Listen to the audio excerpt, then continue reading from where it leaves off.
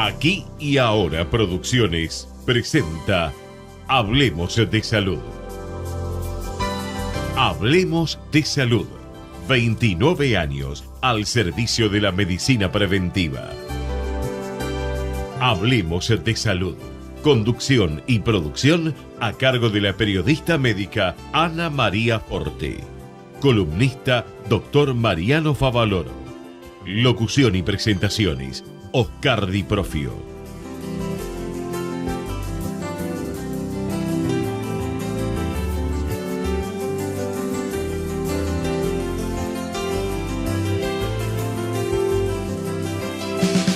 Ya podés ser parte de la Universidad de Morón, con más de 80 propuestas académicas, carreras presenciales y a distancia, con anexos en Capital Federal y Gran Buenos Aires. Informate al 5627-2020 o en www.unimorón.edu.ar.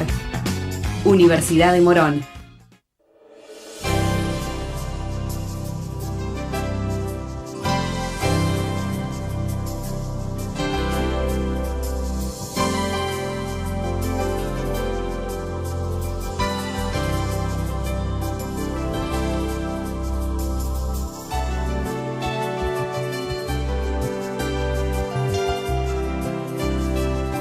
Hola, ¿qué tal? ¿Cómo están ustedes? Soy Ana María y los invito a este nuevo programa de Hablemos de Salud, como siempre con muy buenos profesionales, ¿no es cierto? Para aquellos que nos escuchan hoy por primera vez o nos están viendo por internet, les comento que somos un grupo de profesionales que hace 29 años venimos haciendo medicina preventiva por diferentes medios porque pensamos que esta es la medicina que hay que hacer, ¿no es cierto? Que hay que practicar.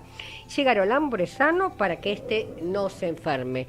Y como siempre le digo al doctor Mariano Favaloro con un lenguaje claro, liso para doña Teresa. Mi abuela se llamaba Teresa igual que yo, Ana María Teresa. Pero no Ana María Teresa, ella solamente Teresa. Bien, bárbaro. Son esos nombres que de pronto de chicas nos molestan y de grandes ya, bueno, aceptamos lo que nos pusieron nuestros padres. Bien, era un lenguaje claro para la audiencia. Y yo siempre digo que el hospital es público, pero no gratuito, ¿no? Acá tenemos que nos está acompañando el doctor Pampín, que es del Hospital Posadas. Y al no ser gratuito, tenemos que exigir una buena atención, porque lo pagamos con nuestros impuestos todos los argentinos, que también tendrían que empezar a pagar los extranjeros, porque usan los hospitales también, ¿no es cierto? Bien, eso es harina de otro costal.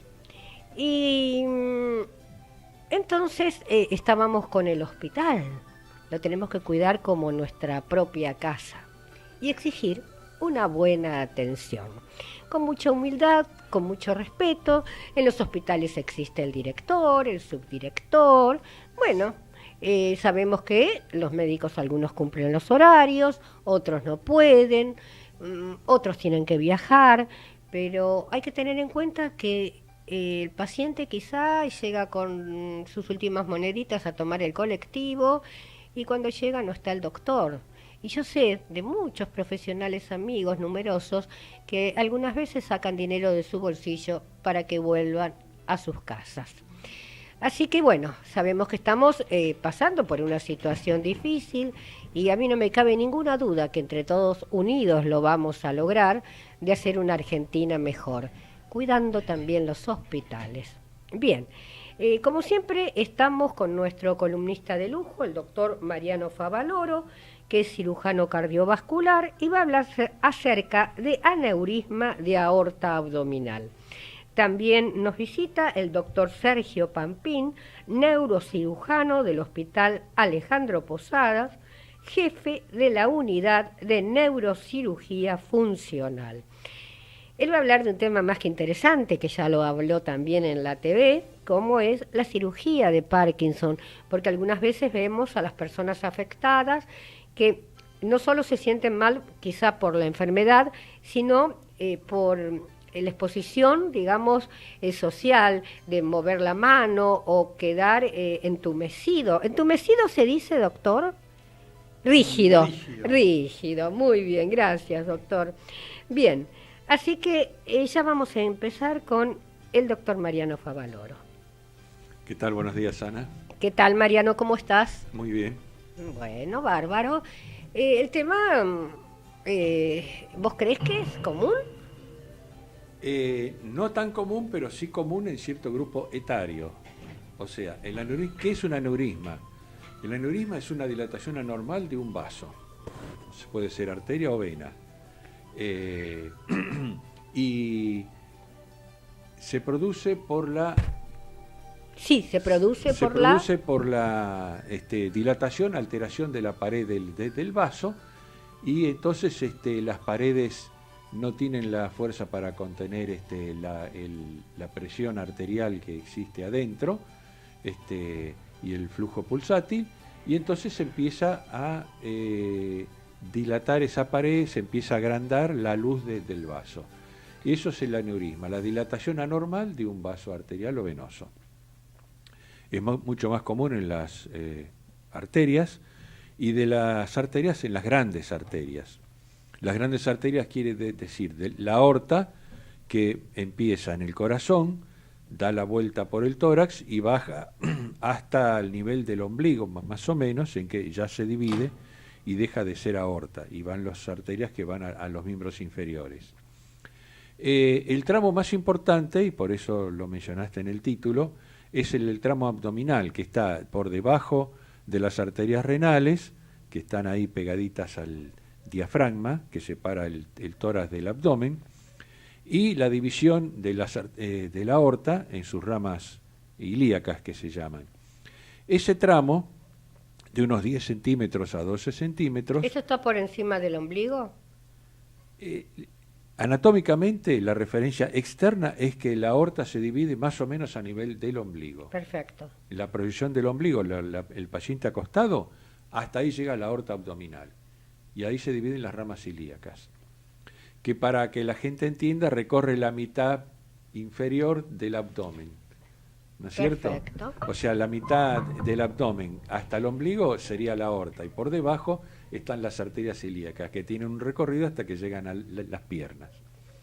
Este tramo, entonces, es el que más se enferma, tiene más tendencia a enfermarse, y muy importante para el público.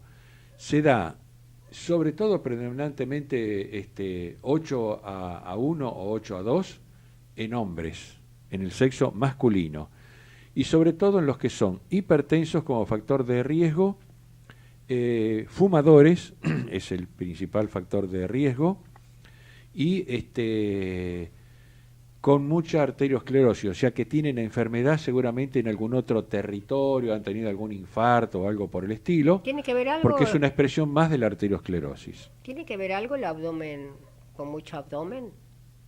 No, en realidad no tiene nada que ver. Eso sería obesidad, que es un factor de riesgo también para la arteriosclerosis, pero no es que la obesidad está directamente relacionada con el aneurisma de aorta abdominal, porque hay personas muy delgadas que sí tienen aneurisma también, y son porque son fumadores y son arterioscleróticos. Okay. Entonces la aorta, vos hablabas de los obesos, eso es muy importante porque en el examen físico dificulta el obeso la palpación del abdomen y la palpación de la aorta abdominal, que en el examen médico es importante palparla, lo que nosotros llamaríamos epigastrio, porque ahí generalmente cuando hay un aneurisma que supera los 5 o 6 centímetros y que ya en ese caso es necesario tomar una conducta activa en el tratamiento de este aneurisma, aparece lo que nosotros llamamos un latido expansivo. Entonces se palpa el aneurisma y eso facilita mucho el diagnóstico. La otra forma muy importante que ahora se ha transformado en campañas de salud también es hacer ecografías. Es una forma no invasiva y muy simple de hacer una ecografía abdominal y de localizar de esa manera cuando hay una dilatación de la aorta abdominal. Y digo que es extremadamente importante porque como muchas veces no produce ningún síntoma y otras veces produce dolores en la columna lumbosacra, la gente se confunde y no piensa nunca en que tiene algún problema en la aorta. Y entonces va y hace otras consultas. Con un traumatólogo. Sí, por ejemplo. Y no se arriba a tiempo, a lo mejor, al diagnóstico. No se piensa y no se arriba al diagnóstico del aneurisma de aorta abdominal. Entonces, haciendo lo que se llama screening, o sea, seguimientos, en ese caso se puede detectar la dilatación de la aorta. ¿A partir de más o menos en qué edad? 55, 60 años sería importante empezar a hacer este screening, Bien. Sobre todo en las personas que tienen el factor de riesgo que es hipertensas, fumadoras y arterioscleróticas. Porque vuelvo a repetir, una relación bastante directa entre el hábito de fumar y el aneurisma de aorta abdominal. Entonces, la detección precoz, ¿por qué? Porque el aneurisma puede continuar asintomático, o sea que el paciente no siente absolutamente nada, pero que se complica. Llega un momento que esa cáscara que queda de la aorta no alcanza a contener el flujo pulsátil del corazón, y sobre todo si el paciente es hipertenso, y empieza a complicarse. ¿Complicarse con qué? Con una ruptura, que puede ser una fisura muy pequeña y hace lo que nosotros llamamos un hematoma retroperitoneal pequeño, que a veces en general da algún síntoma de dolor. Una ruptura, ya que no es una fisura, sino que es una ruptura y que hace un hematoma más importante, y que ese paciente sí empieza a tener hipotensión y puede llegar al shock hipovolémico, que le falta sangre. Ahí. ¿Qué es hipotensión? Hipotensión, que le baja la presión tanto que el paciente se marea y empieza a sentirse mal y se pone, justamente por la baja de la presión arterial, sudoroso, por ejemplo. Perfecto, vamos a hacer un pequeño paréntesis y luego vas a continuar con la explicación. ¿Te parece, Mariano? ¿Cómo no? Adelante. Señor empresario o profesional de la salud, la difusión de su producto o servicio a través de nuestro programa es el medio más eficaz para acceder al público. Comuníquese con el Departamento de Publicidad 154-989-0420. En la ciudad, la red integral de monitoreo ya cuenta con más de 8.000 cámaras entre calles, subtes y colectivos para detectar alertas en tiempo real, además del anillo digital de monitoreo de patentes. Juntos, seguimos avanzando hacia una ciudad más segura. Buenos Aires Ciudad.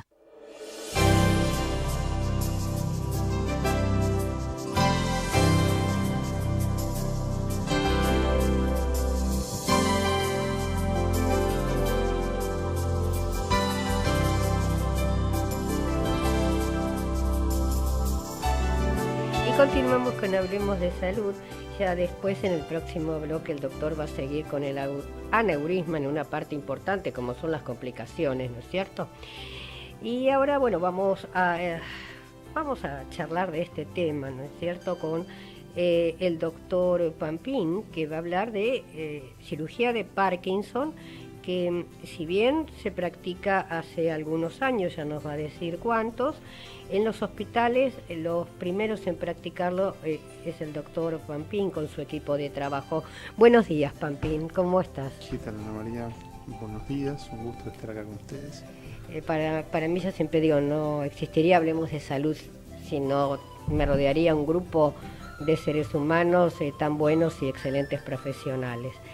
Y esto es un tema realmente apasionante porque no solo por la enfermedad, sino que también preocupa a la persona en cuanto a su vida social, ¿no?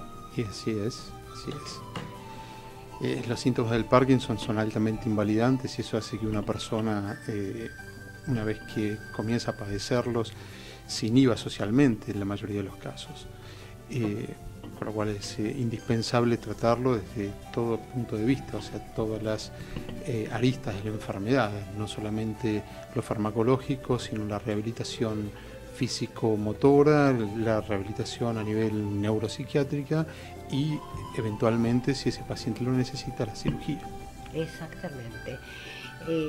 La cirugía de Parkinson, ¿cuántos años hace que se está haciendo? Acá en la Argentina, ¿no? En la Argentina, mira, yo tengo referencias que comenzó por los años 60. Ajá. Ahora, yo te pregunto a vos sabés cuál fue el primer tratamiento para el Parkinson? No.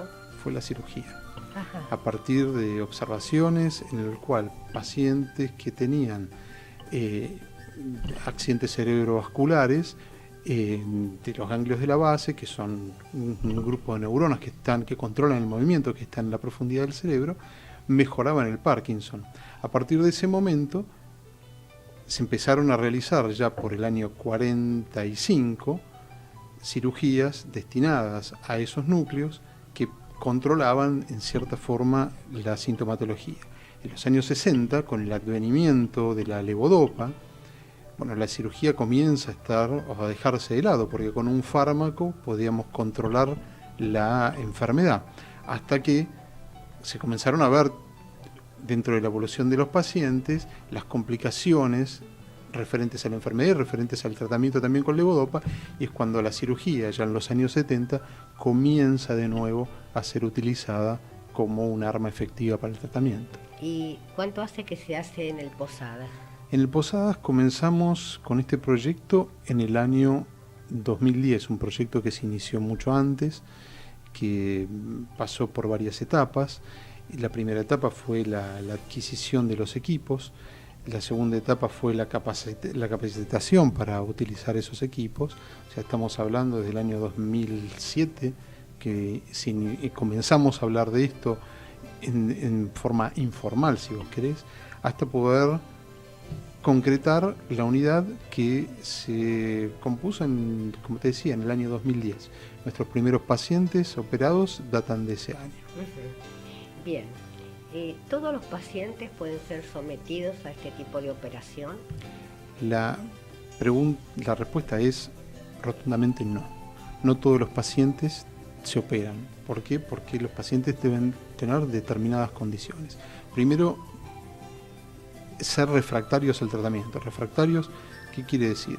Que el paciente ya no responde al tratamiento farmacológico o tiene una respuesta parcial, o bien los efectos adversos producidos por las drogas que se utilizan hace que éste sea discontinuado. Esos pacientes son los que nosotros incluimos en un protocolo operatorio. Ahora, una vez que tenemos identificado ese paciente, hay otras instancias también que hacen a que éste sea viable o no para una cirugía. ¿Cuál es? Se hacen por especialistas, neurólogos, especialistas en movimientos anormales, test de valoración de las escalas motoras, y se hace lo que se denomina un test de levodopa, o sea, la respuesta a la dopamina, y ahí se le saca la dopamina al paciente y se lo evalúa en su peor estado, y posteriormente se lo activa con dopamina y se lo evalúa en su mejor estado, y eso nos marca la evolución que puede tener un paciente. Un paciente que no responde al test de levodopa no va a ser candidato para una cirugía. Entonces, no solamente hay que tener estas condiciones que dije antes, sino pasar el test de levodopa y aparte pasar por un tamiz cognitivo-conductual, en donde un neuropsiquiatra y una neuropsicóloga hacen exámenes cognitivos conductuales para ver cuál es la viabilidad que tiene este paciente para afrontar y pasar por esta instancia. ¿Cuál es la edad promedio de que una persona puede comenzar con los primeros síntomas precisamente de la enfermedad? Obviamente el grueso de la población que tiene esta enfermedad está entre los 60 a 70 años de inicio, ¿no? Donde se ven la mayoría de los casos. No obstante, cada vez se detectan más jóvenes. Tenemos pacientes de 20 y cortos años con Parkinson. No es lo más frecuente de ver, pero sí tenemos una población extensa de pacientes de entre los 40 y los 60 años que tienen Parkinson. Después, lo más normal es verlo en la población añosa, pacientes de 80, pero digamos, el grueso de la población que tiene Parkinson comienza entre los 60 y 70 años. ¿Hay familias más predispuestas? Obviamente. Hay familias que tienen una carga genética, que están vinculados a determinados genes. Ahora, como te decía el otro día, no quiere decir que si hay un familiar que tiene Parkinson en la familia, que la familia esté afectada por ese gen, ¿no? Esto es totalmente aleatorio en determinadas circunstancias. Ahora, sí, como bien vos decís, hay familias que están ligadas a determinada carga genética que hace que varios integrantes de la misma sufran con la enfermedad. No existe una detección temprana. No existe una detección temprana porque no existe marcador biológico. Dentro de los estudios habituales que uno podría hacer, dosajes en sangre, radiología, resonancia, no hay ningún estudio que pueda indicar que un paciente tiene Parkinson o va a tener Parkinson. Hay estudios muy específicos después que se pueden hacer con determinadas tecnologías que nos marcan o nos diferencian entre una enfermedad de Parkinson y algunas otras que son parkinsonismos, que son enfermedades muy parecidas en lo sintomático, pero no tienen nada que ver con el Parkinson. Y hay baterías genéticas que son muy caras, que se pueden aplicar para establecer, digamos, en poblaciones afectadas o en familias donde hay más de un caso, si estos pueden llegar a estar ligados a la enfermedad o no. Pero la realidad es que, para cerrarte la pregunta, no existe marcador biológico que pueda, digamos, utilizarse para identificar la enfermedad. Y lo lamentable de esto es que cuando identificamos la enfermedad, ya el 70% de nuestras neuronas dopaminérgicas están alteradas. Yo estaba pensando mientras vos hablabas que dijiste, bueno, un montón de cosas muy importantes, y una de las que me llama la atención es, bueno, la capacitación que tiene que tener el profesional y la preparación, ¿no es cierto? Porque para poderlo detectar, porque de pronto, bueno, se piensa y puede ser y no puede ser, hipotéticamente, y se pierde un lapso de tiempo importante. Sí, en algunos casos sí, en otros no. Hay algunos casos en donde el paciente, la sintomatología es muy clara, y en otros casos donde no es tan clara, empieza a naufragar entre varios profesionales, más teniendo en cuenta que no existen muchos profesionales especialistas en movimientos anormales. A veces el paciente va al clínico y el clínico, obviamente tiene una visión que, si, como te decía recién, si es muy claro, si viene un paciente con un temblor unilateral, un temblor en la pierna, bueno, son cosas axiomáticas que dice, este paciente va a tener Parkinson, pero hay otros que no tienen eso. Es más, lo más importante también es detectar en el paciente si tiene síntomas premotores, porque la enfermedad no empieza con el temblor o no empieza con la rigidez. La enfermedad empieza 10 años antes, con lo que denominamos síntomas premotores. Bien, ahora vamos a dejar en suspenso cuándo empieza la enfermedad. Dale. Vamos a una pequeña tanda y después volvemos. Adelante. Vamos la radio, somos tu voz. Vamos con Eco, siempre la verdad y la mejor información. ¡Ay, pero qué tarde que se me hizo! Me tengo que apurar porque si no, no llego.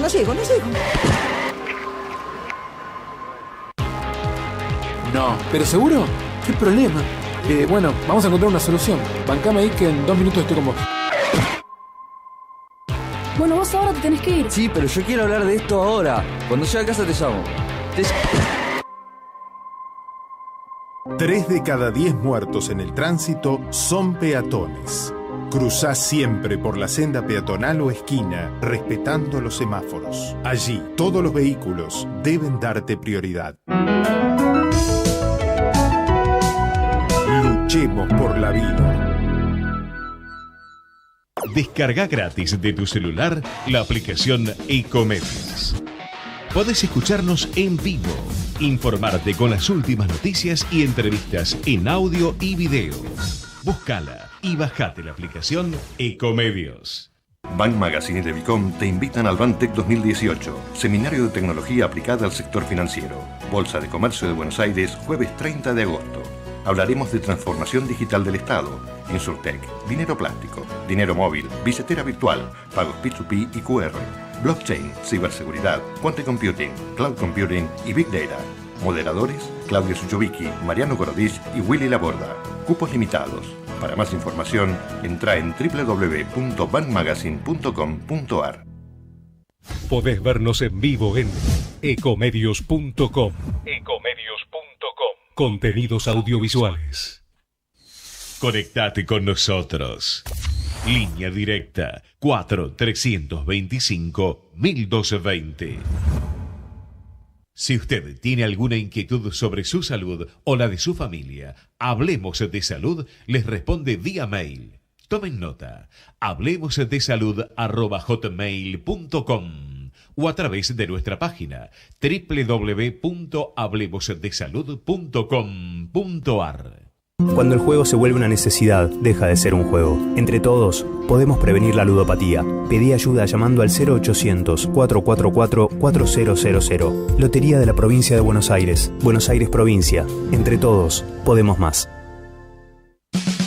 Ya podés ser parte de la Universidad de Morón, con más de 80 propuestas académicas, carreras presenciales y a distancia, con anexos en Capital Federal y Gran Buenos Aires. Informate al 5627-2020 o en www.unimorón.edu.ar. Universidad de Morón. Profesora Karina Uranga, cosmiatra, tratamientos faciales y corporales personalizados. Para contactarse 011 69 68 11 12 o vía mail karinauranga@hotmail.com. En la ciudad, seguimos sumando cada vez más controles en las calles y ya secuestramos más de 10.000 motos ilegales en el último año. Juntos, seguimos avanzando hacia una ciudad más segura. Buenos Aires Ciudad.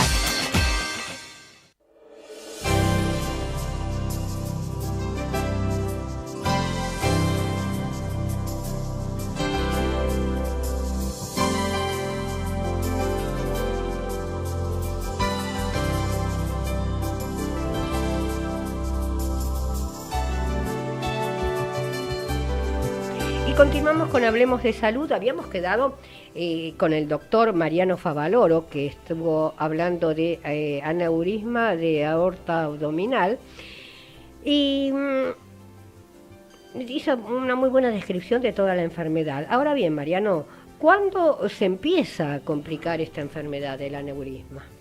Bueno, hay un valor de dilatación, un diámetro de dilatación que es 5 centímetros, que luego que alcanzó la dilatación de 5 centímetros, empieza a complicarse. Empieza a complicarse es o fisurarse, o empezar a romperse, o directamente hacer una ruptura cataclísmica, que eso provoca la muerte prácticamente inmediata por exsanguinación del paciente en el retroperitoneo. Justamente la finalidad de esta charla también es no llegar a eso. ¿Y cómo no llegamos a eso? Primero haciendo el diagnóstico precoz, haciendo el screening de aorta abdominal a partir de los 55 o 60 años. Eso también tiene que ver el médico, ¿no? Porque el paciente, todo lo que claro. vos escribiste, no... Pero si el paciente ya está avisado, se va a dar cuenta, y la familia... No, el si problema está esto, no está avisado. Bueno, claro. ¿Está? Entonces, sí. El que se tiene que dar cuenta cuando va con un problema es el médico. Así totalmente. Es. Y sí. Bien. Y sí, sobre todo, vuelvo a repetir una vez más, si tiene los factores de riesgo. Totalmente. O sea, si es un paciente claro, que tiene predisposición a tener esta patología. Delgada, como vos decís, ¿no? Por eso te hice preguntas sueltas, pero yo iba a algo. Con abdomen grande yo sé que no se puede palpar. Entonces, el que tiene que sospechar es el médico, porque el paciente no sabe ni qué quiere decir a la palabra aneurisma. Claro. Pero una ecografía abdominal no le hace mal a nadie. Claro, no, por eso lo tiene que hacer, ¿no? Sobre todo cuando, vuelvo a repetir, lógico. Si hay sospecha. Sí. Entonces, el problema es que si uno lo opera o le hace el tratamiento quirúrgico antes de que se complique, tiene una mortalidad muy baja y una excelente evolución, sobre todo con los modernos tratamientos endovasculares. Quiere decir, no por la cirugía común de abrir todo el abdomen y reemplazar un pedazo de la aorta, sino colocar lo que se llama una endoprótesis, una prótesis que en vez de colocarla por cirugía, se coloca con un catéter muy chiquitito dentro del aneurisma, y entonces eso lo hace un encamisado. Y es un tratamiento moderno y muy eficaz. Ahora, entonces, el problema también es que cuando viene fisurado o roto, la mortalidad está entre el 50 y el 90% de estos casos. Se salva solo, en general, un 10% de estos casos, porque son pacientes ya que tienen otras complicaciones, otras enfermedades concurrentes, y terminan mal porque llegan en pésimas condiciones, justamente porque llegan muy hipotensos Yo te hago esta pregunta. y en muy mal estado. Yo paciente, yo persona, ¿me puedo dar cuenta con algún síntoma de mi organismo si podría llegar a ser un aneurisma? Yo paciente, ¿qué siento? Y desgraciadamente muchas veces nada, eso es cierto, pero a veces da, como dije yo, el aneurisma, digamos, carcome toda la aorta abdominal, la cara posterior que está contra Claro, no las me expliques vértebras. lo técnico. No, pero no es Explícame importante. ¿Qué siento yo? Y el dolor en la Sí. columna lumbosacra es Eso. porque justamente Eso. la sangre pasa contra las vértebras, ha desaparecido la pared posterior de la aorta. Bien. Explico cuál es el mecanismo y que hay que darle mucha importancia a ese dolor en la columna lumbosacra. Que no todos son, por ejemplo... No todos son hernias de disco, no todos son problemas en las vértebras solo, sino que puede ser, hay que descartar también, como dijiste vos, el médico tiene que pensarlo, descartar la presencia de un posible aneurisma de aorta abdominal. Bien, si el bien. paciente reúne condiciones. Bien, quiere decir que se puede llegar a salvar cuando está muy avanzado una mínima cantidad de pacientes. Que por Cuando eso llegan hay... complicados a la cirugía de emergencia. Perfecto. Eso sería. Cuando no se detectó a tiempo. Tal cual.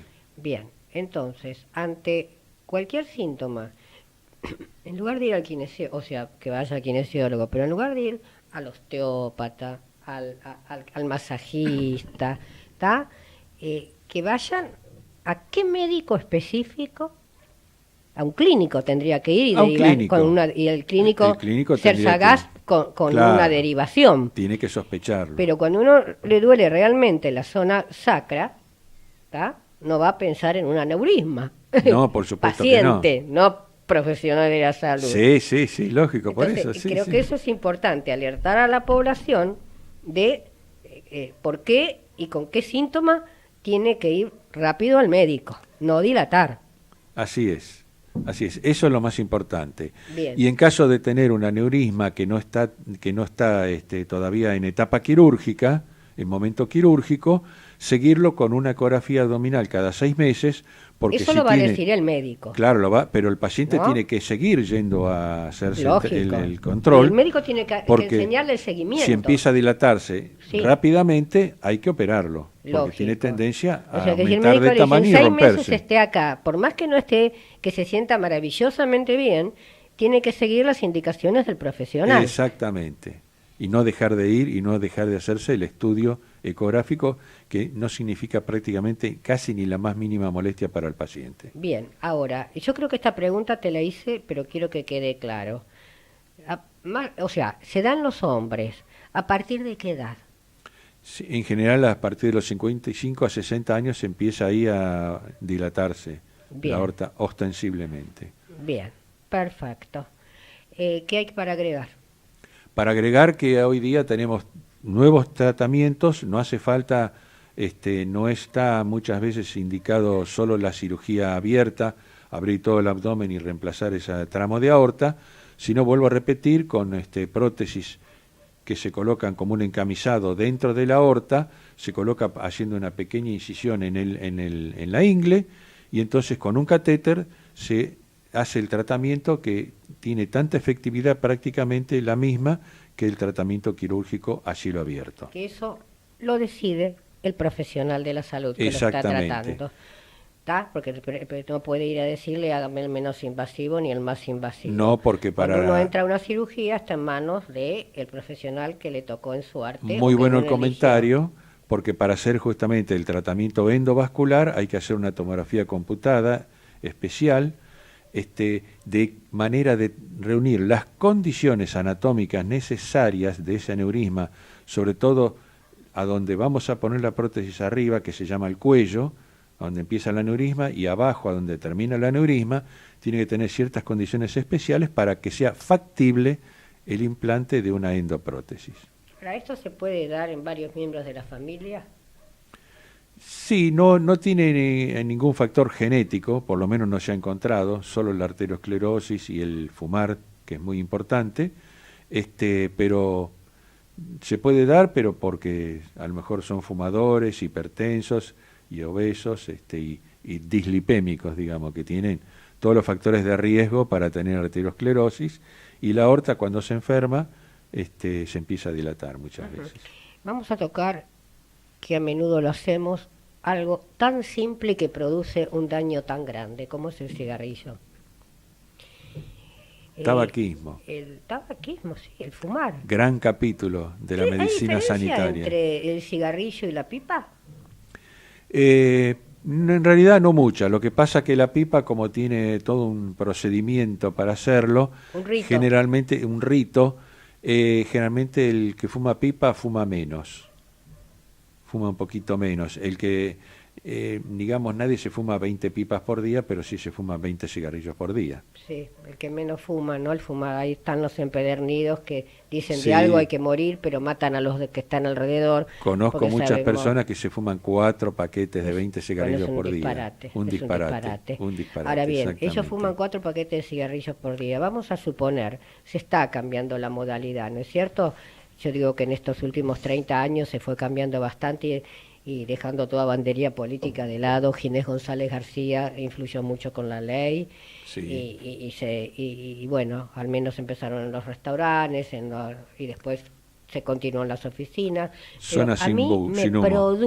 me produce un asco especial, y más en las mujeres, sentirle el olor en el cabello, el olor en la ropa, los dedos amarillos, que bajan, bajan porque en los edificios, vos viste que en la calle está lleno de mujeres y hombres a la par, a fumar como verdaderos adictos, porque son adictos, que embroman a los demás, porque el que fuma 40 atados diarios, 10 se lo fuman los familiares también.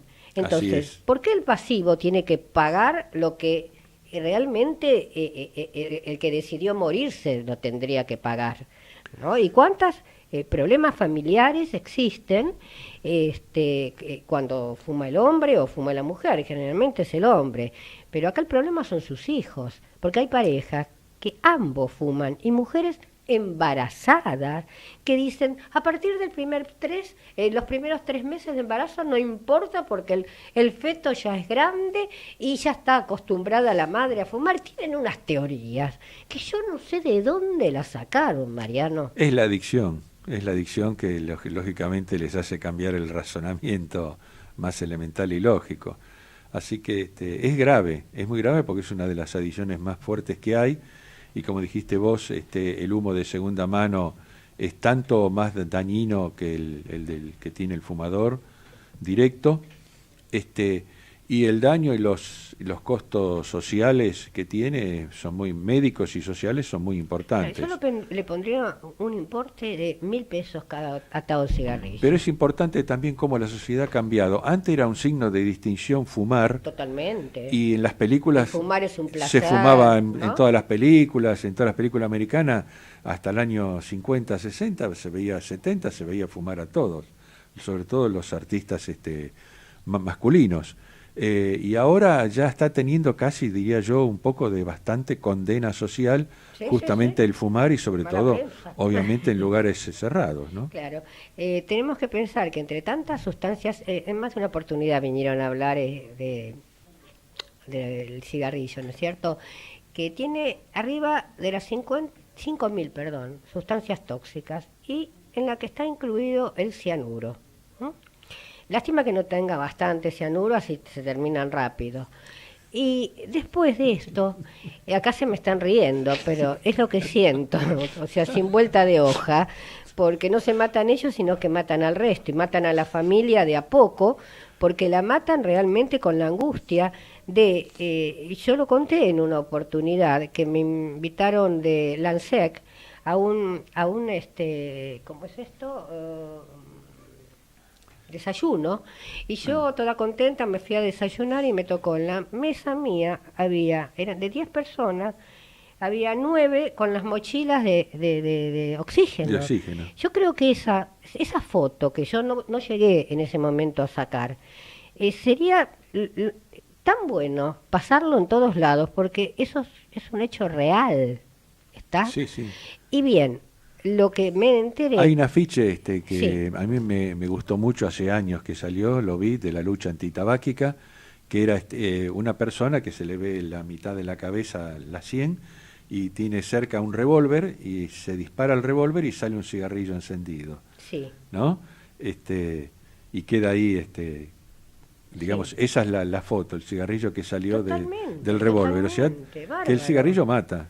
Me pareció muy, muy descriptivo eso. En cuanto a la nicotina, me enteré hace cosa de 6, 7 años atrás, que le están poniendo cada vez más nicotina porque es la sustancia más adictiva. Claro.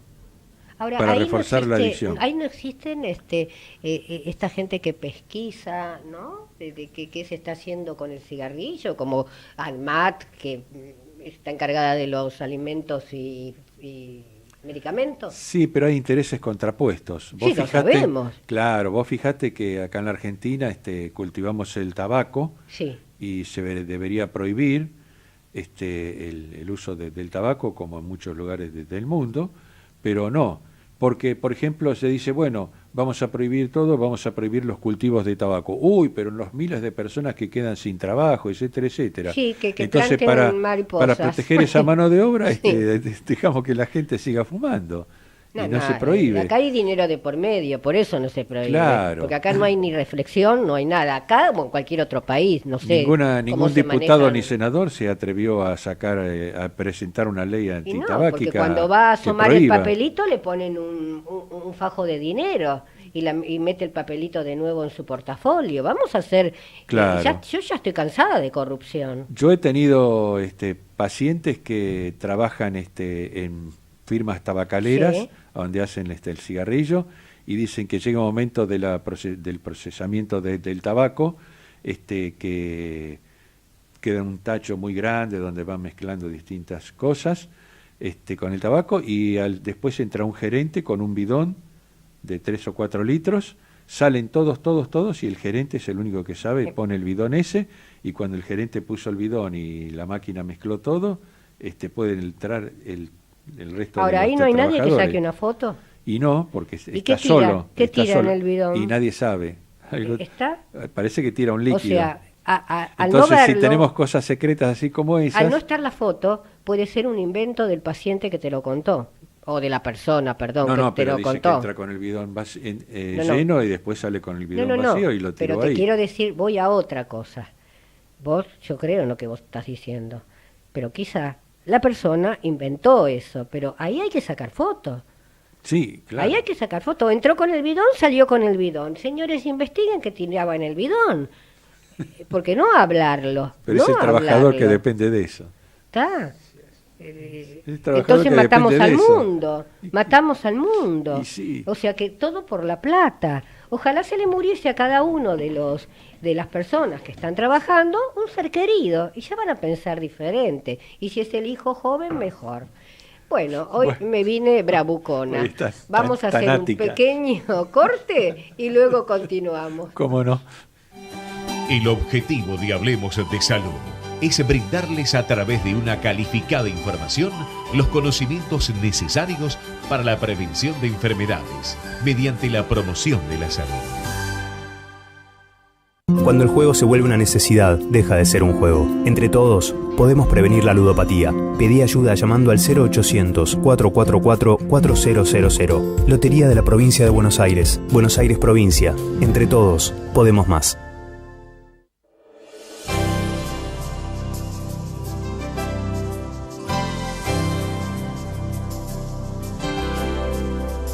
Y continuamos con Hablemos de Salud.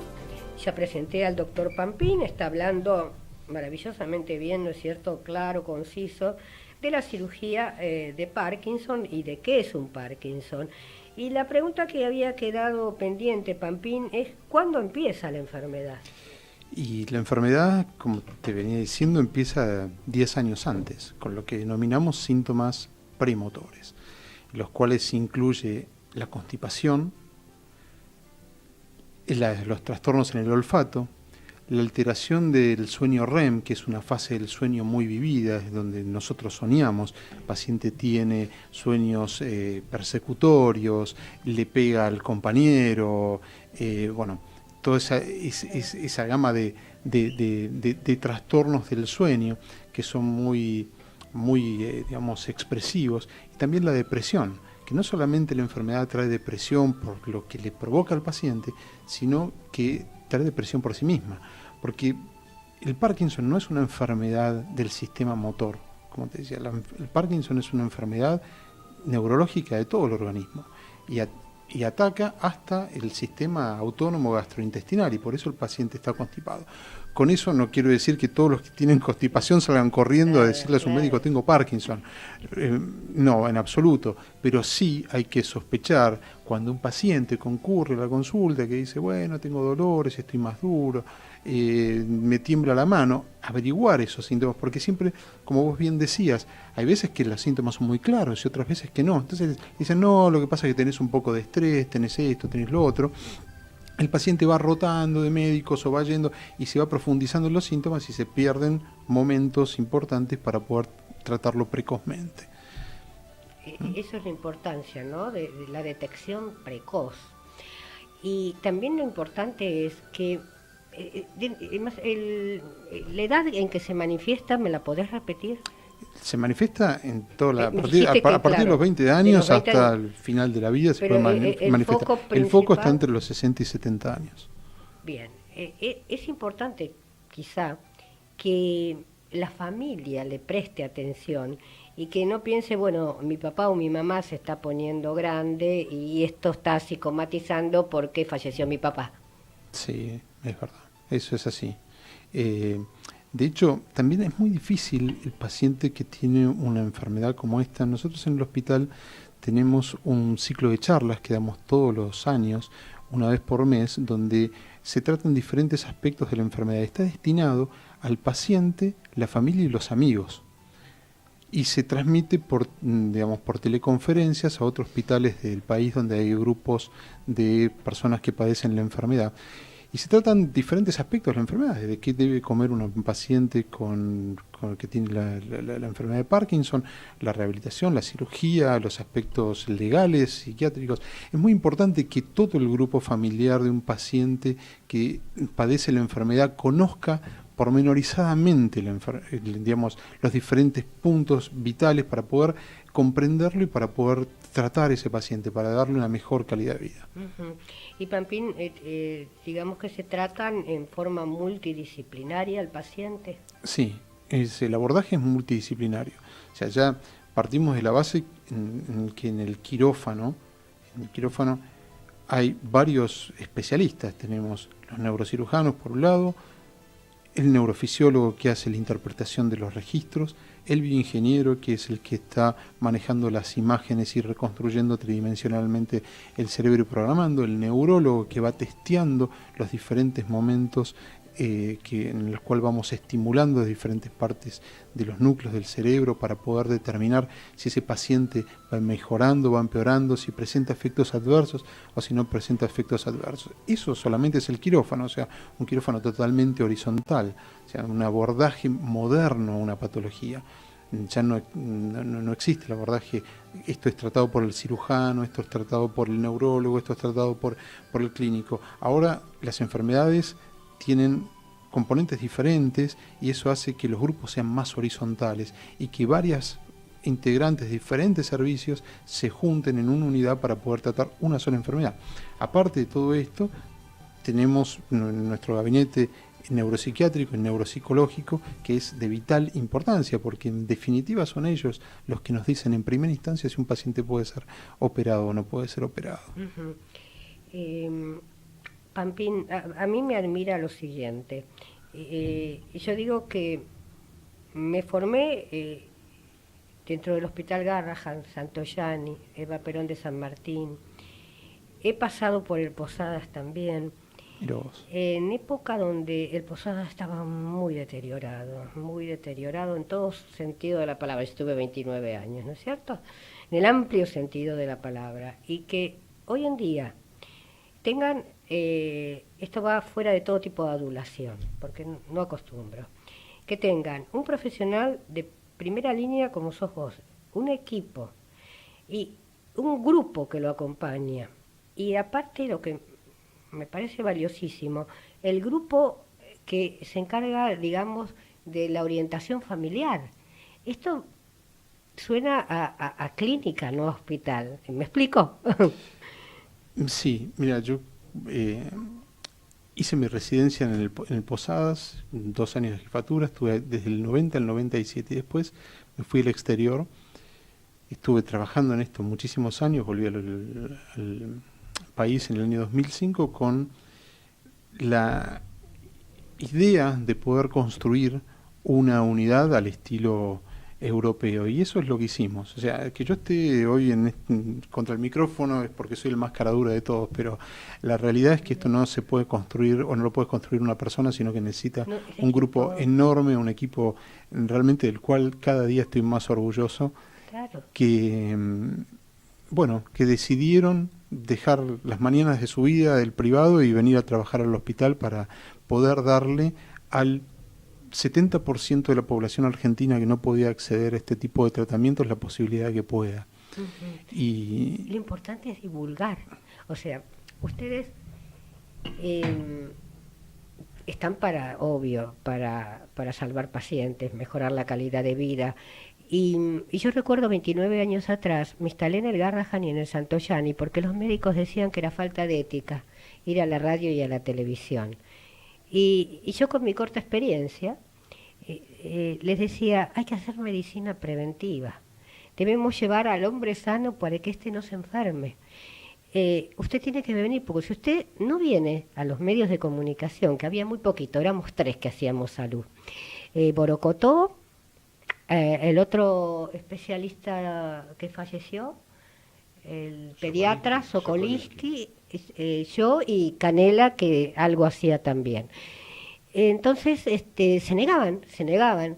Y pedía el doctor, me pidió el doctor Freire, que era director del Consejo de Administración, era la época del cólera, y me vino a hablar especialmente de esto, y me dijo, Ana María, ¿no te atreves a hacer un programa desde el hospital? Digo, sería bueno, porque los médicos no quieren venir ni a la radio ni a la televisión.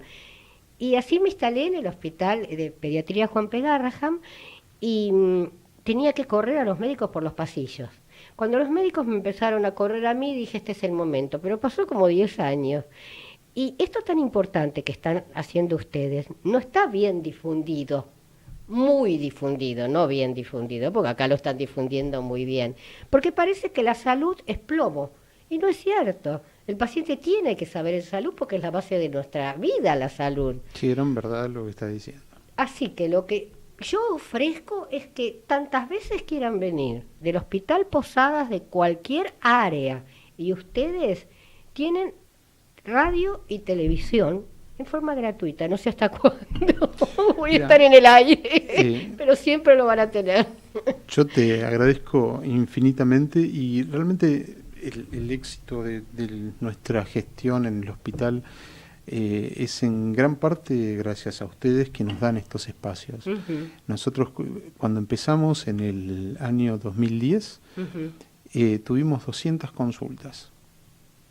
¿Y ahora? Y no sabíamos qué pasaba. Afortunadamente tenemos un maravilloso grupo de comunicación en el hospital que detectó el problema y dijo, esto tiene que entrar a la casa de la gente. La última pregunta, porque nos sacan del aire. ¿Cuántos pacientes o personas pasaron los últimos años? Pacientes, no sé, es incalculable. Yo lo único que te puedo decir que de esas 200 pedidos de consulta que tuvimos en el año 2010, en estos primeros 6 meses nos vamos por encima de los 14.000 pedidos de consulta, y nos consulta desde la comunidad latina en New York hasta Tierra del Fuego.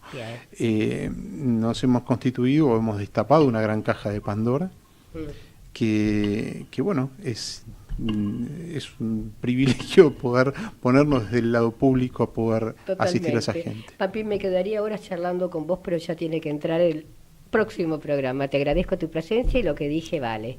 Muchísimas gracias, Mariano Favaloro. Con respecto a la audiencia, recuerden, los espero la próxima semana en este mismo horario y espero haberles sido de utilidad. Chau, chau.